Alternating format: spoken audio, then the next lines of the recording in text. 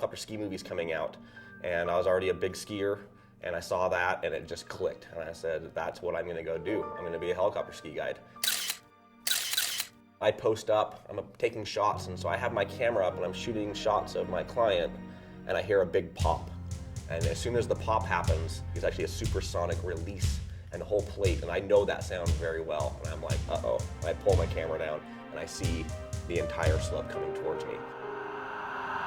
Either it's gonna happen or it's not gonna happen. I don't really have that kind of fear sense of like panicking. I usually like can keep my cool in really intense situations. So I just remember being like, oh, this is the time I'm gonna die.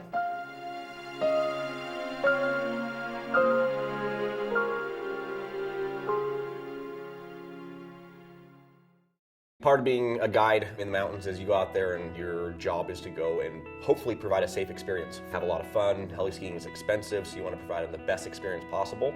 But the most important thing is you come home at the end of the day. One of the risks that you take as a guide is that you're, we call it being on the sharp end of the stick. We're out there, we go first down the slopes all the time. We're the ones making the decision. And you kind of take it upon yourself that if you decide that you're going to ski a slope, then you go into it first. There's some tricks of like doing ski cuts of how you can go and like actually hit the slope in a certain spot, try to create an avalanche, and then ski off to the side safely. It's a really, finite technique that's also very dangerous. So I've had a really good run in my career. I've been around some avalanches here and there, as you'd expect.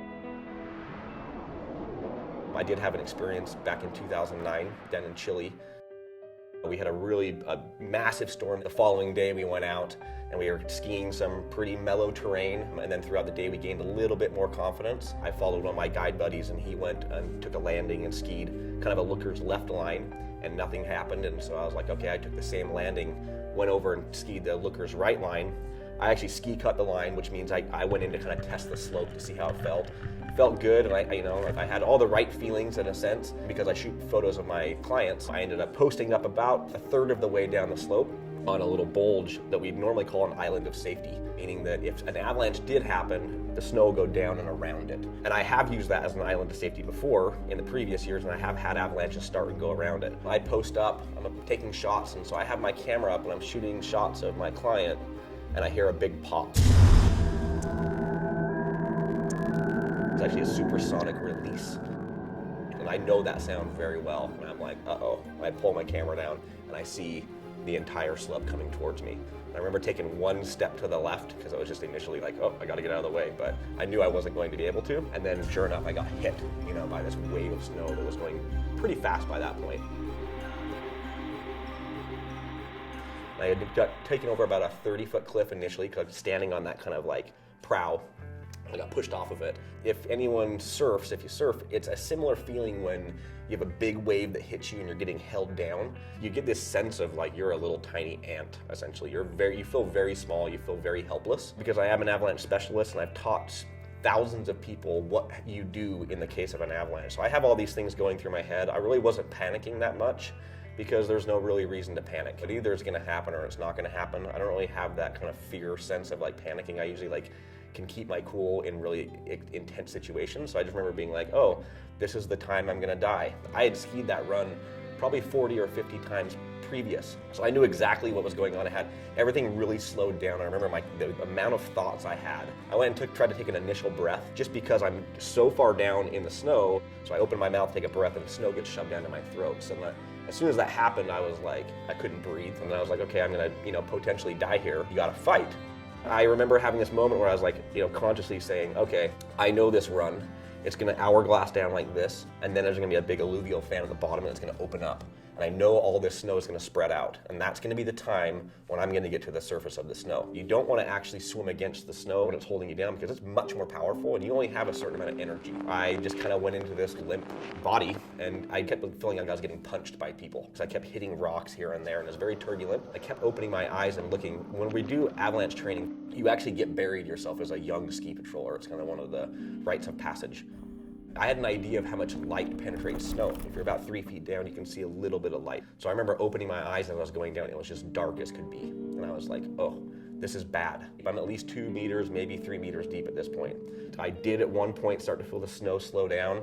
I saw some light, I swam as hard as I could, and I got this arm out and I had the surface of the snow kind of went right underneath my head and underneath this arm. Thankfully, I came to rest. I was more worried about my guest.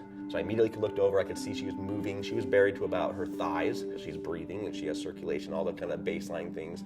She was talking, so that's good, and she wasn't like necessarily screaming. I was like, I think she's okay. The rescue gets initiated. Some guys come down and start digging me out, and it wasn't until we got down to my elbow that, I was like, ooh, that kind of hurts when they're digging it out. And then I was like, uh-oh. When I looked down, I could see a little bit of blood in the snow, and I knew right away that there was something wrong with that. So from the avalanche, the initial injury didn't seem like that big of a deal. When I arrived into the hospital, they checked all my vital organs. I wasn't paralyzed, I was breathing, I didn't break my back or my neck. I had no internal injuries, but I had this broken compound fracture in my elbow, which, hey, coming out of it just with that's no problem. So I had my initial surgery of them kind of putting all my bones back together, but I got compartment syndrome, which is just a condition on like really high energy breaks. Then your body sends a bunch of fluid to that limb. If you don't take care of it within like the first 12 to 15 hours, essentially your fluid's going there and it just starts pooling up in that limb, and then it cuts off circulation. So I was very close to losing my arm.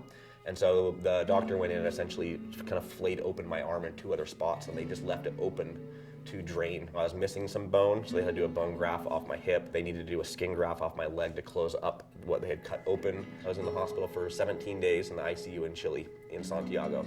And then finally, once I became stable enough, I was transferred up to Salt Lake City, went to my hometown. I had 3 different hardware surgeries. When I got back to Salt Lake, I pretty much looked at my surgeon and I said, I will be skiing again. I will be surfing again. I'm gonna be active. So I don't want you to cut any corners to get me back quicker. He redid it all, and I still today have about a 10-inch plate and 11 screws in my elbow. That was in August 16th of 2009, and on January 30th of 2010, I was back in Alaska in a helicopter beginning the season up there. The following year, it was my vendetta was to go back to the top of that run. We named it Huesos, which is Spanish for bones. When I went there to Chile the following year, my goal was to go right back to the top of that thing and go to Huesos and look at it right square in the eyes, and it's kind of like getting back on the horse. It's one thing to actually just ski in the mountains again after you've been in an avalanche. I needed to go back and show who was boss. The guest that was involved in the avalanche with me, she was not injured at all. She obviously was pretty freaked out by the situation. But the cool part is we actually returned to that slope 2 years later, stood on top. It ironically was the anniversary of the avalanche, the exact day 2 years later. And we both looked at each other and said, let's do this. We pretty much repeated it, minus the avalanche, got to the bottom, hugged, and it was actually a really cool kind of like closure to it. One of my friends that lives in Chile hiked out there, found the camera, and he still shoots that camera today. Actually, it was frozen in time for 5 months, and buried in snow, and we were able to actually get the card out, see all the photos from the day. He took it in, had to just do a little bit of work to it, but he still shoots that camera today.